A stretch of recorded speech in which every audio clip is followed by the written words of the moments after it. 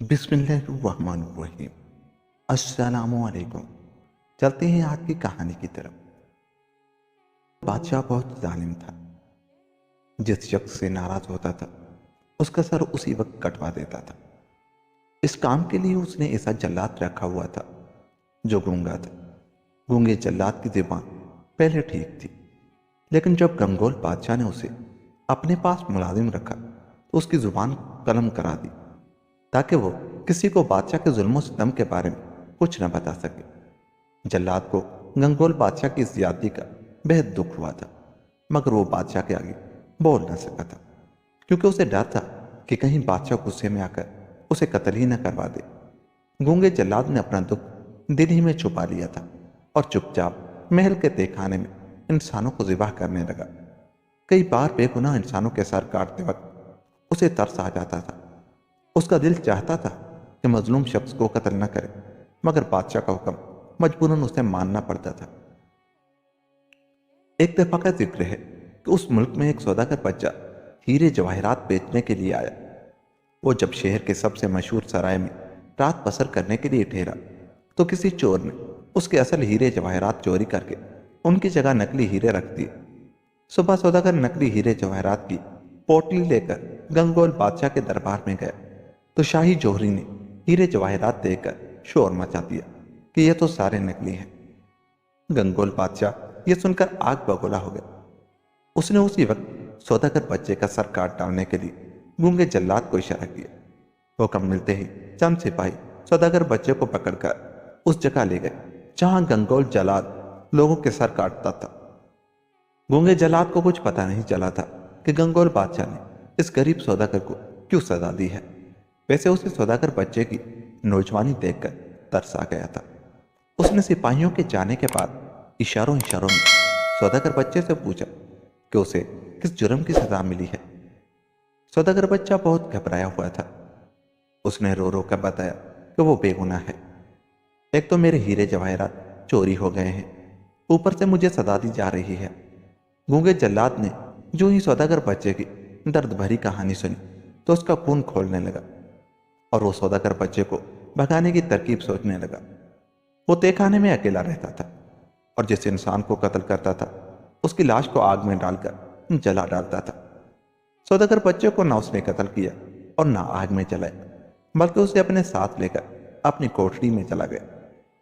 شام کو گنگول بادشاہ کے سپاہی سوداگر بچے کا پتہ کرنے آئے تو اس نے ان سے اشاروں میں کہہ دیا کہ میں نے سوداگر بچے کو قتل کر دیا اور بعد میں جلا دیا تھا۔ سپاہی واپس لوٹ گئے۔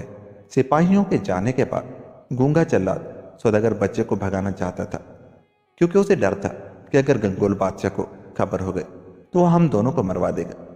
سوچ سوچ کر آخر اسے ایک ترکیب سوجھ گئی، جس کے متعلق اس نے سوداگر بچے کو اشاروں میں بتایا۔ سوداگر بچہ گونگے جلاد کی تجویز سے خوش ہو گئے اور اس کا شکریہ ادا کرنے لگا۔ آدھی رات ہوئی تو گونگے جلاد نے اپنی ترکیب پر عمل کرنے کا فیصلہ کر لیا۔ اس نے ایک پھاوڑا خود سنبھالا اور ایک سوداگر بچے کو دے دی، جس کے بعد دونوں تیزی سے کوٹری کا فرش کھودنے لگے۔ صبح تک انہوں نے بہت لمبی سرنگ کھود ڈالی۔ اس سرنگ کے ذریعے وہ باہر آئے تو خوشی سے اچھل پڑے، کیونکہ وہ گنگول بادشاہ کے محل سے بہت دور نکل آئے تھے۔ سوداگر بچہ گنگول بادشاہ کی قید سے آزاد ہونے کے بعد اچھل کود کر رہا تھا کہ گونگے جلاد نے اشارے سے اسے سمجھایا کہ لوگوں کے جاگنے سے پہلے یہاں سے بھاگ جاؤ۔ سوداگر بچے کی آنکھوں سے گونگے جلاد کے اس احسان کی وجہ سے آنسو بہنے لگے۔ اس نے کہا میں اکیلا نہیں جاؤں گا، تم بھی میرے ساتھ چلو۔ لیکن گونگے جلاد نے اسے سمجھایا کہ اگر میں بھی تمہارے ساتھ یہاں سے بھاگا تو بادشاہ کو پتہ چل جائے گا کہ میں نے اسے دھوکہ دیا ہے، چنانچہ وہ سپاہی دوڑا کر ہمیں گرفتار کر لے گا۔ گونگے جلاد کا اشارہ سمجھ کر سوداگر بچے کو وہاں سے اکیلا ہی روانہ ہونا پڑا۔ اس کے روانہ ہوتے ہی گونگے جلاد نے سرنگ میں گھس کر اس کا منہ بند کر دیا، پھر اپنی کوٹری میں پہنچ کر سرنگ کا دوسرا منہ بھی بند کر دیا۔ اس طرح کسی کو کانوں کان خبر نہ ہوئی اور سوداگر بچہ زندہ سلامت وہاں سے نکل گیا۔ سوداگر بچے کا ملک وہاں سے 500 کوس دور تھا۔ وہ دن رات چلتا ہوا تیسرے روز اپنے گھر پہنچ گیا۔ گھر میں داخل ہوتے ہی وہ زور زور سے رونے لگا۔ اس کے رونے کی آواز سن کر اس کے باپ نے اسے اپنے پاس بلایا اور پوچھا کیوں رو رہے ہو؟ سوداگر بچہ جو دراصل ایک لڑکی تھی اور ڈاکوؤں کے ڈر سے لڑکا بنی ہوئی تھی، دوڑ کر باپ کے سینے سے لگ گئی اور ہچکیاں لے لے کر اپنے ساتھ گزرا ہوا حادثہ سنانے لگی۔ سوداگر، جس کا نام کچول تھا، بیٹی کی داستان سن کر تیش میں آ گیا اور بولا، اگر گنگول بادشاہ نے تمہیں دکھ پہنچایا ہے بیٹی، تو چین سے میں اسے نہیں بیٹھنے دوں گا۔ میں ابھی جا کے اس کی خبر لیتا ہوں۔ سوداگر کی بیٹی سامانا باپ کے اس فیصلے کو سن کر جلدی سے بولی، نہیں نہیں بابا، میں آپ کو گنگول بادشاہ کا مقابلہ کرنے کے لیے نہیں جانے دوں گی۔ آپ بہت بوڑھے ہیں، اس لیے اسے میں ہی سزا دوں گی۔ کچول بیٹی کی جرات دیکھ کر بہت خوش ہوا۔ وہ سامانا کو ایک چھوٹی سی کوٹری میں لے گئے۔ اس کوٹری میں بالکل اندھیرا تھا۔ کچول نے موم بتی جلائی تو سامانا نے دیکھا کہ کوٹری میں ہر طرف مکڑیوں نے جالے بن رکھے تھے۔ معلوم ہوتا تھا کہ اس کمرے کی صفائی کافی عرصے سے نہیں ہوئی تھی۔ کچول موم بتی اٹھا کر کمرے کے اندر چلا گیا اور لوہے کی ایک چھوٹی سی صندوقچی اٹھا لایا۔ صندوقچی بہت پرانی تھی۔ باہر آ کر کچول نے صندوقچی کو کھولا تو سامانا کو اس میں ایک سونے کی انگوٹھی، سر کے چند بال اور پرانے کیل پڑے دکھائی دیے۔ وہ ان چیزوں کو دیکھ کر حیرت سے بولی، بابا جان، یہ کیا چیزیں ہیں؟ کچول نے جواب دیا، بہت مدت ہوئی، میں نے ایک بزرگ سے نیکی کی تھی تو انہوں نے مجھے یہ صندوقچی تحفے میں دی تھی۔ اس میں جو بال ہیں ان پر تھوک گرا کر 10,000 انسانوں پر پھینک دو تو یہ انہیں اتنی مضبوطی سے پکڑ لیں گے وہ بالکل حرکت نہیں کر سکیں گے۔ سونے کی انگوٹھی کو اگر چوم کر کسی لشکر پر پھینکا جائے تو یہ ساری لشکر کی گردنیں کاٹ دیں گے۔ اسی طرح لوہے کی کیلوں کو اگر سر پر پھیر کر آسمان کی طرف پھینک دیا جائے تو یہ بڑی سے بڑی فوج کو منٹوں میں نیزے بن کر مار دیں گے۔ لہذا تم اس صندوقچی کو ساتھ لے لو اور گنگول بادشاہ کے ساتھ مقابلہ کرنے کے لیے روانہ ہو جاؤ۔ سامانا نے باپ کو تسلی دی اور گنگول بادشاہ کو سزا دینے کے لیے تیاری کرنے لگی۔ پھر اسی دن وہ گنگول بادشاہ کے ملک کی طرف چل پڑی اور شام کے وقت گالو جنگل کے کنارے پہنچ گئے۔ گالو جنگل بہت خوفناک تھا۔ درندوں کے علاوہ اس میں ڈاکو بھی رہتے تھے۔ سامانا کو وہاں پہنچے ابھی تھوڑی دیر ہی ہوئی تھی کہ ڈاکوؤں کا گروہ ڈاکہ مارنے جنگل سے باہر آ گیا۔ انہیں دیکھ کر سامانا گھبرا گئی۔ ڈاکوؤں کے سردار کی اس پر نظر پڑی۔ وہ کڑک کر بولا، کون ہو تم؟ خوف کے مارے سامانا کوئی جواب نہ دے سکی تو ایک ڈاکو نے سردار سے کہا، سردار، معلوم ہوتا ہے کہ یہ نوجوان جاسوس ہے اور یہاں جاسوسی کرنے آیا ہے۔ یہ سن کر سردار گرجا، پکڑ لو اسے اور لے جا کر درخت سے باندھ دو، ابھی شیر آ کر کھا لے گا اسے۔ اس پر ڈاکوؤں نے سامانا کو پکڑ لیا اور جنگل کے اندر لے گئے۔ وہاں انہوں نے اسے ایک درخت سے باندھ دیا۔ سامانا نے بہتری محنت سماجت کی مگر انہوں نے ایک نہ سنی۔ اسی وقت ببر شیر دھاڑنے لگا، یوں لگتا تھا کہ جیسے اس نے سامانا کی بو سونگھ لی ہے اور اب اسی طرف آ رہا ہے۔ ڈاکو ببر شیر کی دھاڑ سن کر فوراً بھاگ گئے۔ سامانا ببر شیر کو اپنی طرف آتا خیال کر کے دہشت سے کانپنے لگی۔ حالانکہ وہ گھر سے دل کو بہت مضبوط کر کے چلی تھی، لیکن اس وقت اس کی ساری دلیری ختم ہو گئی تھی۔ تبھی اسے صندوقچی یاد آ گئی جسے اس نے پگڑی میں چھپا رکھا تھا۔ تھوڑی سی کوشش کے بعد اس نے اپنے ایک ہاتھ رسی سے نکال لیا، پھر دوسرا ہاتھ بھی نکال لیا۔ اتنی دیر میں 4 ببر شیر اس کے نزدیک آ گئے اور زور زور سے گرجنے لگے۔ اب سامانا کی ٹانگیں رسی میں بندھی رہ گئی تھی اور اس نے پرواہ نہ کی اور جلدی جلدی پگڑی کھولنے لگی۔ ببر شیر اس پر حملہ کرنے سے پہلے لگاتار اسے گھورے جا رہے تھے۔ اتنی دیر میں سامانا نے پگڑی سے صندوقچی نکال لی اور اس میں سے انگوٹھی اٹھا کر چومی اور ببر شیروں کی طرف پھینک دی۔ انگوٹھی ایک زوردار دھماکے کے ساتھ لمبی ہو کر تلوار بن گئی اور شیروں پر حملہ کرنے لگی۔ دیکھتے ہی دیکھتے اس نے تمام ببر شیروں کو قتل کر دیا اور دوبارہ سامانا کے پیروں میں آ گری۔ اس کے ساتھ ہی پھر سے انگوٹھی بن گئی۔ سامانا انگوٹھی کی کرامت دیکھ کر بے حد خوش ہوئی۔ اس کے بعد ڈاکوؤں کو سزا دینے کے لیے صندوقچی سے ایک بال نکلا اور اس پر تھوک کر ہوا میں اچھال دیا۔ کچھ دیر بعد سامانا نے دیکھا کہ وہ بال سارے ڈاکوؤں کو باندھ کر لا رہا ہے۔ وہ ڈاکوؤں کی گردنوں کے گرد لپٹا ہوا تھا اور انہیں جھٹکے دے رہا تھا۔ سامانا خوشی سے تالیاں بجانے لگی۔ ڈاکوؤں کے سردار نے اسے تالیاں بجاتے ہوئے دیکھا تو غضبناک ہو کر بولا، میں تمہیں زندہ نہیں چھوڑوں۔ جواب میں سامانا کہکا لگا کر ہنس پڑی۔ اس وقت بال نے بہت زور سے جھٹکا دیا جس سے تمام ڈاکوؤں کی گردنیں ٹوٹ گئی اور وہ مردہ ہو کر زمین پر گر گئے۔ اب سامانا نے اپنی گردن اور ٹانگوں کو بھی رسی سے آزاد کیا اور ڈاکوؤں کی لاشوں پر نفرت سے تھوک کر جنگل سے باہر آ گئی۔ گالو جنگل سے نکل کر اس نے دوبارہ گنگول بادشاہ کے ملک کی جانب سفر شروع کر دیا۔ وہ جلد از جلد گنگول بادشاہ کے سامنے جانا چاہتی تھی تاکہ اس کو کڑی سزا دے کر اپنے دل میں جلتی ہوئی انتقام کی آگ کو ٹھنڈا کر سکے۔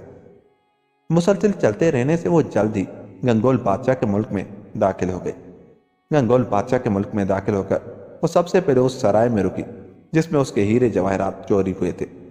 قریباً آدھی رات کو اس نے کسی کے پیروں کی آواز سنی۔ وہ سمجھ گئی کہ آج پھر وہی چور آیا ہے جس نے میرے ہیرے جواہرات چوری کیے تھے۔ چنانچہ اس نے صندوقچی سے ایک بال نکال لیا۔ دوسرے ہی لمحے ایک کالے لباس والا نقاب پوش اندر آیا اور صندوقچی اٹھا کر بھاگنے لگا۔ سمانا نے جلدی سے بال پر تھوک کر اسے نقاب پوش پر پھینک دی۔ بال نے فوراً لمبا ہو کر نقاب پوش کی گردن دبوچ لی، جس پر وہ سمانا کے قدموں میں آ گرا اور زاروں قطار رونے لگا اور سمانا سے معافی مانگنے لگا۔ مجھے معاف کر دو بھائی صاحب، آئندہ میں کبھی چوری نہیں کروں گا، اس نے آنسو بہا کر کہا۔ سمانا نے اس سے پوچھا، پہلے یہ بتاؤ کہ 10 روز پہلے میرے ہیرے جواہرات تم نے چوری کیے تھے؟ نقاب پوش نے گڑ گڑا کر کہا، ہاں بھائی، میں نے ہی چوری کیے تھے، مگر انہیں میں نے گنگول بادشاہ کے حکم پر چوری کیا تھا۔ یہاں اس سرائے میں جب بھی کوئی سوداگر آ کر ٹھہرتا ہے تو میں گنگول بادشاہ کے حکم پر اسے لوٹ لیتا ہوں۔ یہ سرائے اصل میں گنگول بادشاہ کی ملکیت ہے۔ سمانا نے یہ سنا تو حیرانی سے بولی، اچھا تو گنگول بادشاہ ڈاکو بھی ہے؟ نقاب پوش نے فوراً جواب دیا، ہاں اجنبی نوجوان، گنگول بادشاہ ڈاکو بھی ہے اور قاتل بھی۔ جس کسی کے پاس دولت دیکھتا ہے لوٹ لیتا ہے، پھر کوئی الزام دے کر لوٹنے والے انسان کو قتل بھی کروا دیتا ہے۔ میں مجبوراً اس کی نوکری کر رہا ہوں، مجھے معاف کر دو بھائی۔ یہ میری گردن میں جو تم نے پھندا ڈال رکھا ہے اسے نکال لو، میری گردن ٹوٹ رہی ہے۔ لیکن سمانا نے نقاب پوش کو معاف نہ کیا۔ چنانچہ بال نے ایک جھٹکا دے کر نقاب پوش کی گردن توڑ دی، جس کے بعد سمانا چپکے سے سرائے سے باہر آ گئی اور گنگول بادشاہ کے محل کی طرف چل دی۔ گنگول بادشاہ کے محل پر جا کر اس نے پہرے داروں سے کہا، میں بہت دور سے گنگول بادشاہ کے لیے قیمتی ہیرے جواہرات لایا ہوں، اس لیے مجھے اس کے پاس لے چلو۔ درباریوں میں ایک تو سپاہی بھی تھے جس نے سمانا کو گرفتار کر کے گونگے جلاد کے حوالے کیا تھا۔ اس نے سمانا کو پہچان لیا کہ یہ تو وہی سوداگر بچہ ہے جسے گنگول بادشاہ نے موت کی سزا دی تھی۔ لہذا اس نے محل کے اندر جا کر گنگول بادشاہ سے کہا، عریجا، وہ سوداگر بچہ ابھی تک زندہ ہے جسے آپ نے نکلی ہیرے جواہرات بیچنے پر موت کی سزا دی تھی۔ گنگول بادشاہ اس اطلاع پر بڑا حیران ہوا اور جلدی سے بولا، اچھا تو زندہ ہے تو کہاں ہے اس وقت؟ گرفتار کیوں نہیں کیا تم نے اسے؟ جاؤ اسے پکڑ کر میرے سامنے لا۔ سپاہی گنگول بادشاہ کے حکم ملتے ہی سمانا کو گرفتار کرنے محل کے دروازے پر آیا تو سمانا نے اس کا چہرہ دیکھ کر اندازہ کر لیا کہ وہ کس نیت سے آیا ہے۔ لہذا اس نے صندوقچی سے بال نکال کر اس پر تھوکا اور اسے سپاہی کی جانب پھینک دیا۔ بال نے فوراً سپاہی کی گردن مروڑ ڈالی۔ گنگول بادشاہ شاہی محل کی کھڑکی میں سے یہ منظر دیکھ رہا تھا۔ اس نے جو ہی سپاہی کو مرتے دیکھا تو اسی وقت سپہ سالار سے کہا، اس ناہنجار تاجر کے بچوں کو قتل کر دو۔ سپہ سالار سارے سپاہی لے کر سمانا کی سمت دوڑ پڑا۔ سمانا کو بھی خبر ہو گئی کہ گنگول بادشاہ نے بہت سارے سپاہی میری طرف دوڑائے ہیں۔ چنانچہ اس نے صندوقچی میں سے کیل نکال لیے اور انہیں سر پر پھیر کر آسمان کی طرف اچھال دی۔ کیل اوپر جا کر نیزے بن گئے اور پھر نیچے آ کر گنگول بادشاہ کے سپاہیوں پر گرنے لگے۔ دیکھتے ہی دیکھتے ان نیزوں نے گنگول بادشاہ کی ساری ایکڑ ختم کر دی۔ وہ اپنے خزانہ اور محل چھوڑ کر کسی اور ملک کی جانب بھاگ گیا۔ سمانا نے گنگول بادشاہ کا لشکر ختم کر دیا تو شاہی محل میں داخل ہو گئے۔ اس نے گنگول بادشاہ کے خزانے پر قبضہ کر لیا اور اسے غریبوں میں بانٹ دیا۔ اس کے بعد وہ شاہی محل کے تہخانے میں گئی اور گونگے جلاد کو نکال لائی۔ گونگے جلاد کو لے کر وہ اگلے روز گھر کو روانہ ہو گئے۔ گھر پہنچ کر اس نے باپ کو بتایا کہ یہی وہ گونگا جلاد ہے جس نے میری جان بچائی تھی۔ کچور سوداگر گونگے جلاد سے مل کر بہت خوش ہوا اور اس نے سمانا سے کہا، اس گونگے کو ٹوچی بزرگ کے پاس لے چلو، وہ اس کے لیے دعا کریں تو یہ دوبارہ بولنا شروع کر دے گا۔ سمانا نے یہ سنا تو اسی وقت اس نے گونگے جلاد کو ساتھ لیا اور ٹوچی بزرگ سے ملنے کے لیے چل پڑی۔ ٹوچی بزرگ شگو پہاڑ پر رہتے تھے۔ شگو پہاڑ پر بکا جادوگر بھی رہتا تھا جو ادھر سے گزرنے والے ہر انسان کو پتھر بنا دیتا تھا۔ سمانا جو ہی شگو پہاڑ کے قریب پہنچی تو اس نے کسی کے بھیانک کہکے سنے۔ کہکوں کو سن کر وہ فوراً سمجھ گئی کہ یہ گنگول بادشاہ ہے اور وہ بکا جادوگر کے پاس آیا ہوا ہے۔ اس کا اندازہ درست نکلا کیونکہ اگلے ہی لمحے گنگول بادشاہ ایک بڑی سی چمگادڑ پر بیٹھ کر اس کے سامنے آ گئے اور انہیں دیکھ کر زور زور سے ہنسنے لگا۔ سمانا چونکہ کرامتی صندوقچی ساتھ نہیں لائی تھی اس لیے وہ گنگول بادشاہ کے ارادے کو دیکھ کر گھبرا گئے लेकिन गूंगा जल्लाद न घबराया। वो बड़े बड़े पत्थर उठाकर चमगादड़ को मारने लगा। चमगादड़ पर उन पत्थरों का कोई असर न हो, उड़कर इधर उधर चली जाती और कभी उधर चली जाती। आखिर गूंगा थक गया। तभी चमगादड़ बोली, ओए कमबख्त, तू मुझे क्या मारेगा? मैं तो बक्का जादूगर हूँ, तुम्हें मारने आया हूँ, क्योंकि तुम दोनों ने मेरे दोस्त गंगोल बादशाह को घर से बेघर किया है। ये कहकर बक्का जादूगर ने जादू के जोर से गूंगे और समाना के हाथ पांव बांध दी और गंगोल बादशाह से कहा, जाओ इन दोनों को कत्ल कर दो। गंगोल बादशाह बक्का जादूगर की शेप पाकर उस पर से उतरा और एक बड़ा सा पत्थर उठाकर समाना और गूंगे को मारने के लिए बढ़ा। समाना और गूंगे ने मौत को सामने देखकर आंखें बंद कर ली। तभी उन्होंने गंगोल बादशाह और बक्का जादूगर की दर्दनाक चीखें सुनी।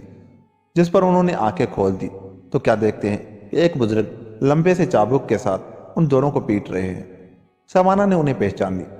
वो टूची बुजुर्ग थे। टूची बुजुर्ग ने बक्का जादूगर और गंगोल बादशाह को चाबुक मार मार कर हलाक कर दिया। तब समाना से पूछा, बेटी तुम इधर किस काम से आई हो? जवाब में समाना ने सारी दास्तान टूची बुजुर्ग के आगे दोहरा दी, जिसे सुन लेने के बाद टूची बुजुर्ग ने समाना को शाबाशी दी और दुआ मांगकर गूंगे जल्लाद को ठीक कर दिया। गूंगा बोलने लगा तो उसने समाना को बताया कि मेरा नाम शमराद है। समाना उसे लेकर घर आ गए, जहाँ कचोर सौदागर ने उन दोनों की शादी कर दी और वो हंसी खुशी रहने लगे। और यूं ये कहानी खत्म हुई, जुल्म का खात्मा हुआ। दोस्तों, अगर आपको हमारी ये कहानी अच्छी लगी तो जाते हुए हमारे चैनल को सब्सक्राइब कर लें और नोटिफिकेशन के बेल आइकन को भी दबा दें, ताकि हमारी हर आने वाली वीडियोस की नोटिफिकेशन आपको बआसानी मिलती रहे। अपना बहुत सा ख्याल रखिएगा। अल्लाह ने